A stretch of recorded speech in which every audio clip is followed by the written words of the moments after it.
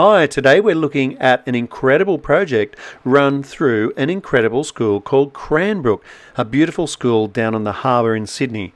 This project allows students to research the history of one of the design movements and then apply that to the design of their own clock, a working clock which they then go ahead and manufacture.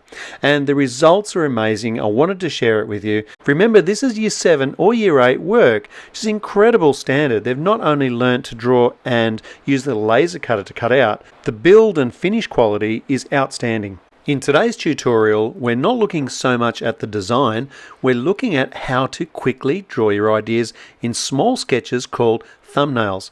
In part B, next tutorial, we'll look at how to work those ideas up into a bigger drawing.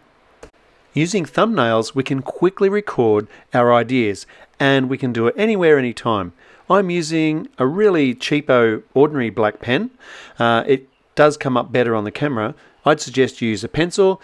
Grab your splat if you have one. We'll also be working with that today. The best place to start is just to start. Let's begin with some traditional round clock faces and some bases that could support those. As I move along, I'm trying to ask myself what could change. Some interesting looking shapes, and you'll find that once you start having ideas, more ideas will come to you. Now that I've got some ideas coming along, let's move over into 3D. Designers work in 3D because it's good to be able to consider all sides of the design. For instance, let's draw the clock face, and I'm going to draw the support. I'm thinking could be perhaps wood, because something heavy might be good to stop it falling over. It's got a little slot in it. Maybe the slot could be filled up with a black resin, so make that a feature. The black hands on the clock could match the black resin and so help to tie the elements together of the clock so it doesn't look like random bits thrown together. Now I'm making the base on this thumbnail look kind of spherical, so I'm leaving a white highlight there and then a gradation away. Maybe that could be a painted finish. What about a timber finish? So we'll use a brown, a little bit of grain, and don't forget a cutting line around the outside to make your drawing stand out a little bit. Designers are always asking questions. For instance, straight hands on a clock. Could they be some other shape perhaps? And how could that tie in with other elements? Well, if I'm working with acrylic, which is easy to bend, maybe I go with that and I actually melt the acrylic at the bottom to form a base that supports it. It's worth considering using the one component to combine two different functions. For instance, the legs and the face could be combined into the one component, since it's so easy using the laser cutter to cut out these intricate shapes.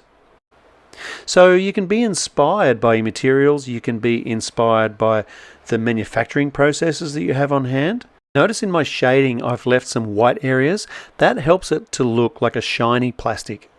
Here I'm sliding the splat back on the isometric angle to represent lots of rings that could be glued together in different colours, just to see how that looks.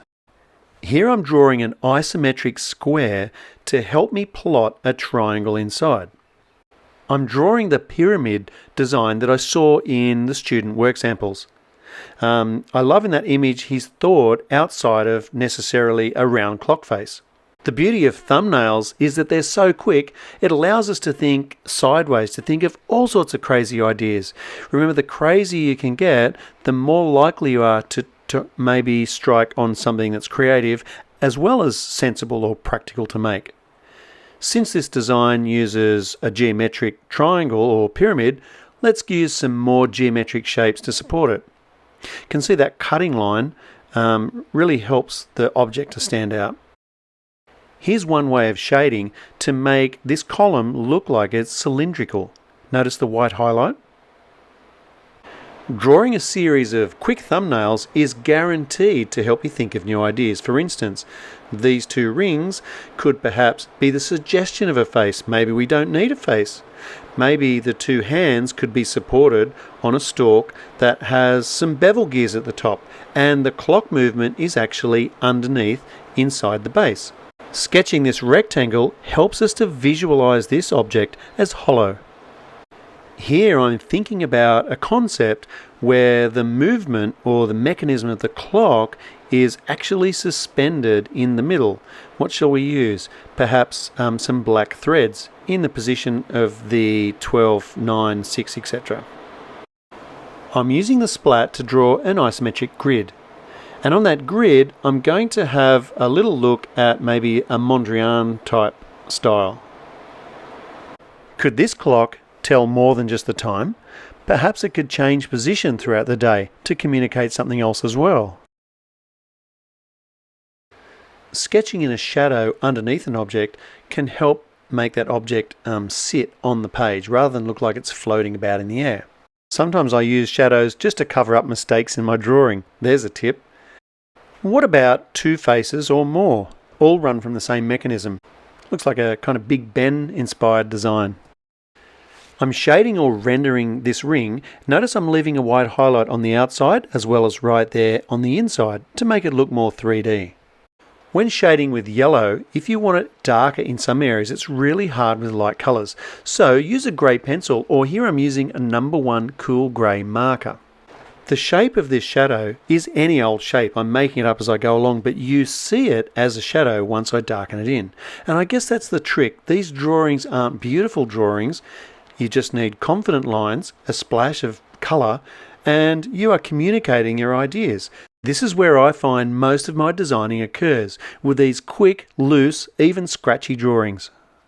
Join me for part B. In the next tutorial, together we'll take a front view and we'll work it up into a 3D or isometric view. Cool, thanks much for joining in. I'm Glenn, bye for now.